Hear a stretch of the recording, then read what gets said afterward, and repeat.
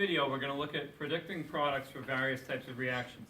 In the last video, we categorized the 5 main types of reactions. So we looked at single replacement, double replacement, combustion, synthesis, and decomposition. And we have one of each type of those in this set right here. So what we're going to do is look at what we make. Looking at the first example, you can see that there's really only one type of reaction this could be. It's not going to be combustion because there's no oxygen. It's not going to be decomposition because it's not just one thing breaking into two. You could think it might be a synthesis, but more than likely, I wouldn't give you something this big to put together, and I wouldn't expect to be able to predict the product of that. It can't be a single replacement because you don't have anything that's an isolated element that you would need. The only possibility here is for a double replacement reaction. So the first step in doing any of these problems is establishing what the formulas of the products will be.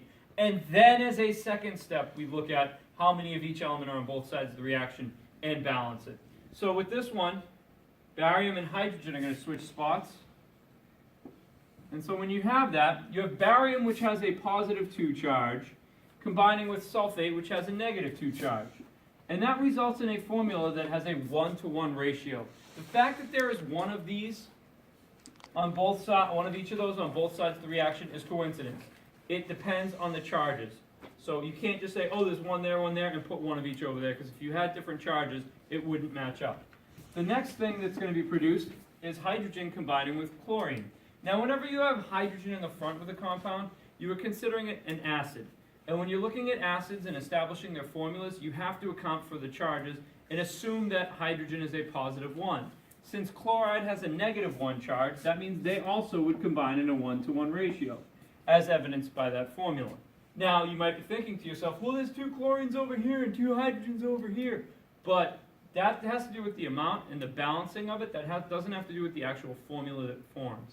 So in order to account for that variation, what you have to do is put a coefficient here of 2 to say that there's 2 hydrochloric acid molecules being formed. In the next reaction, you see that you have carbon and hydrogen reacting with oxygen. That is a special type of reaction called combustion. So in a combustion reaction, hydrocarbons, and occasionally oxygen in there as well, or nitrogen, are going to react with oxygen and form carbon dioxide and water. Those would be the 2 products. Now if there were nitrogen in there, you'd have another compound as well, but you don't. So now we just have to balance the amount of each element on both sides. 6 carbons here, 1 there, I put a 6. Then 12 hydrogens here, 2 here, I put a 6. Now you have 12 oxygens here, plus 6, that's a total of 18. So I have to put a 9 right here to balance out the oxygens. So that's combustion. Next reaction is a single replacement.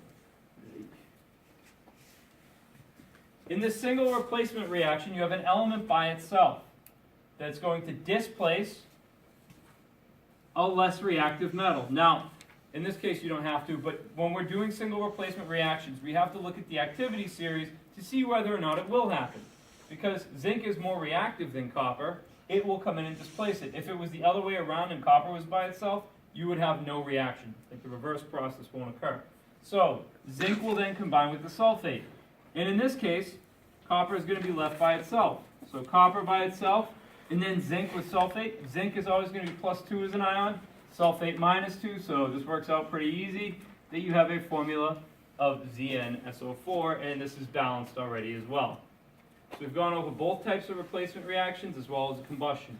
The next 2 are going to be synthesis. This is going to be synthesis and this is going to be decomposition. So, cesium plus bromine. The compound that's going to form, since cesium is in the alkali metal column, it forms a plus 1 ion. Bromide is a halogen, so it has a negative 1 charge. The resulting formula then would be CsBr for cesium bromide.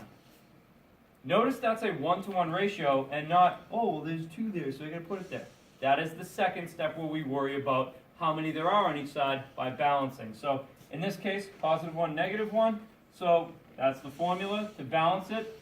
Since there's 2 bromines over here, I have to put a 2 in front, and that means I also have to put a 2 right here.